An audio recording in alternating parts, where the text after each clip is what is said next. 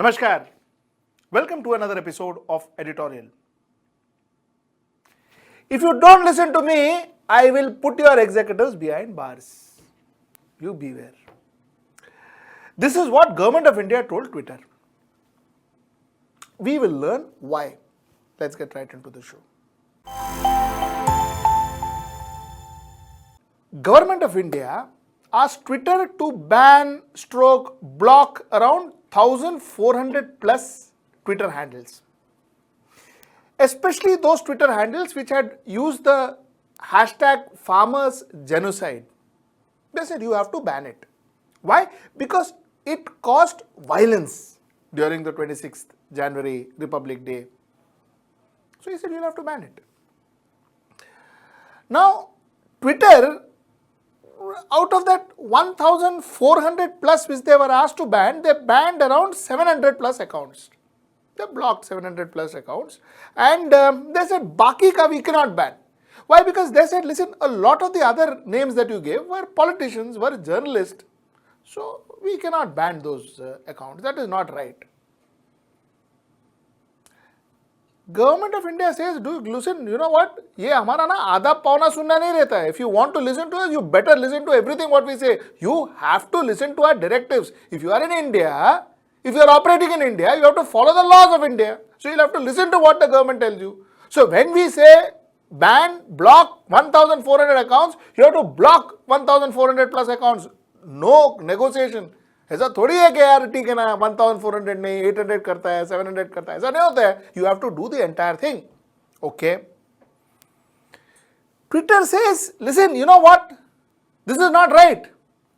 Twitter made a statement where they said, we do not believe that the action we have been directed to take are consistent with the Indian law and in keeping with our principle of defending protected speech and freedom of expression. We have not taken any action on accounts that consist of news media entities, journalists, activists and politicians. To do so, we believe we would be violating their fundamental right to free expression under Indian law. Twitter said what I told you before. Twitter said, Baba, listen, we will not block anybody's freedom of expression. We believe Indian law gives the citizens of India freedom of expression and blocking them would be taking away that freedom from them. Government said, boss, listen, thoda change hai.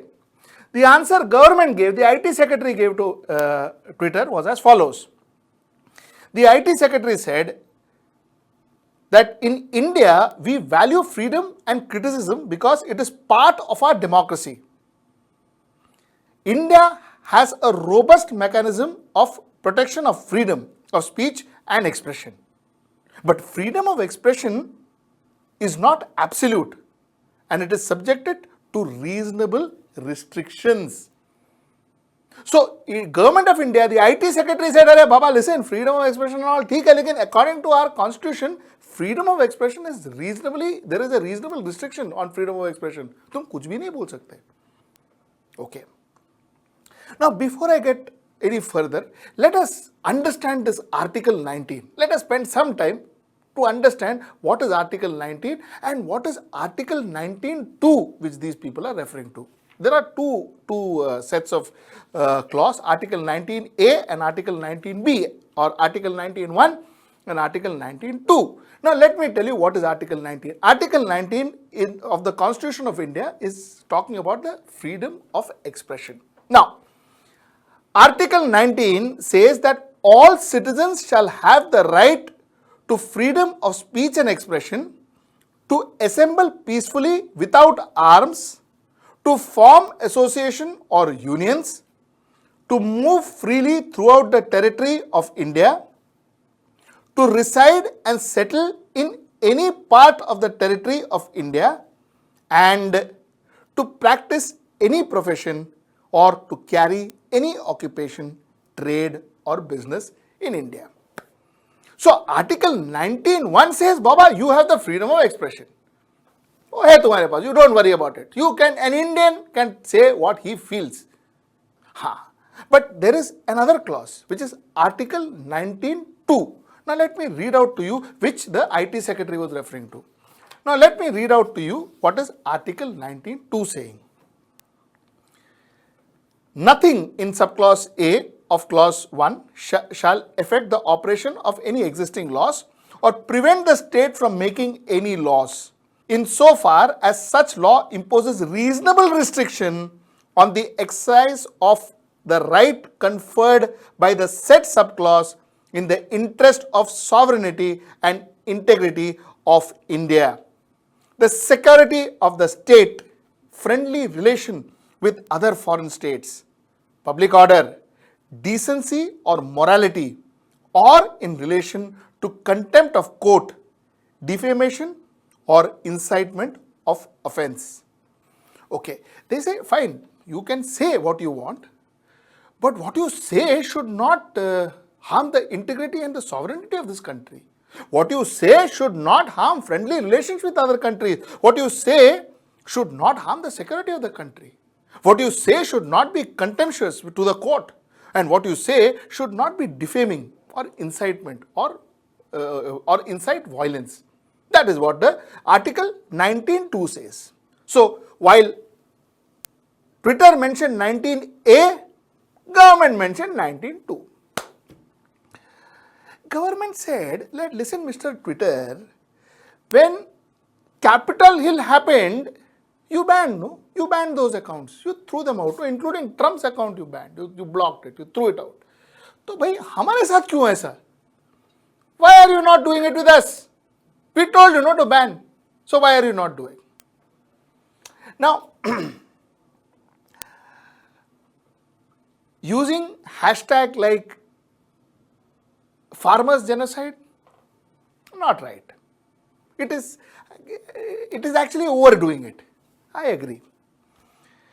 But the fact is, what I also want to understand from the government is, you see, Twitter can be biased. Capitol Hill में किया, हमारे इधर नहीं किया. Twitter can be biased. ठीक है, company है, private company है, Twitter can be biased.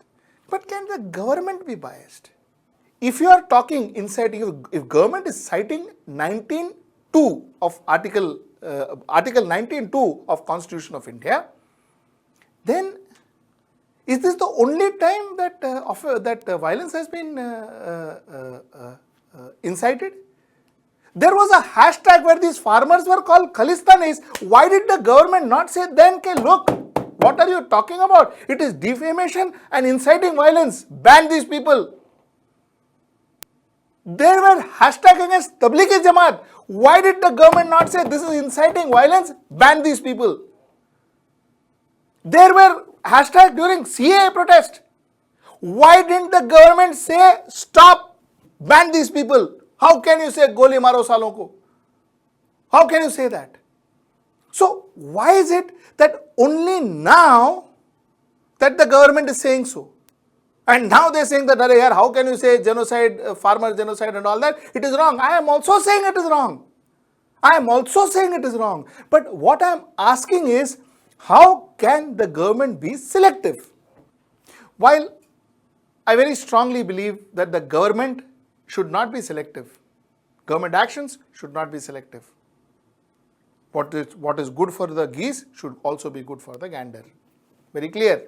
But what I also want to add is, I feel sad when a perfectly peaceful protest that started almost 90 days ago, a perfectly peaceful protest of the farmer, have gone into all these controversies.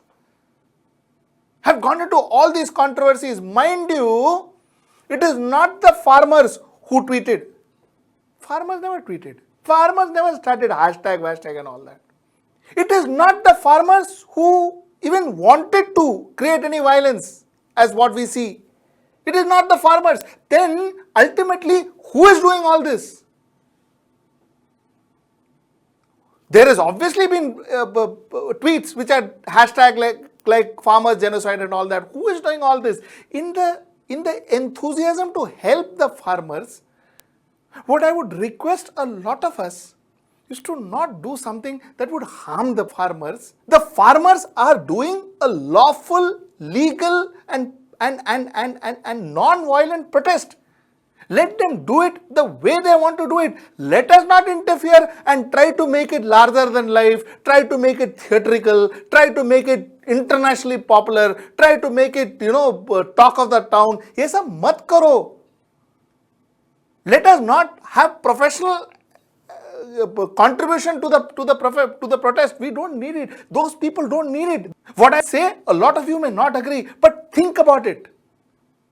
With all this, are we helping the farmers or are we harming it? Till I see you next time. Namaskar.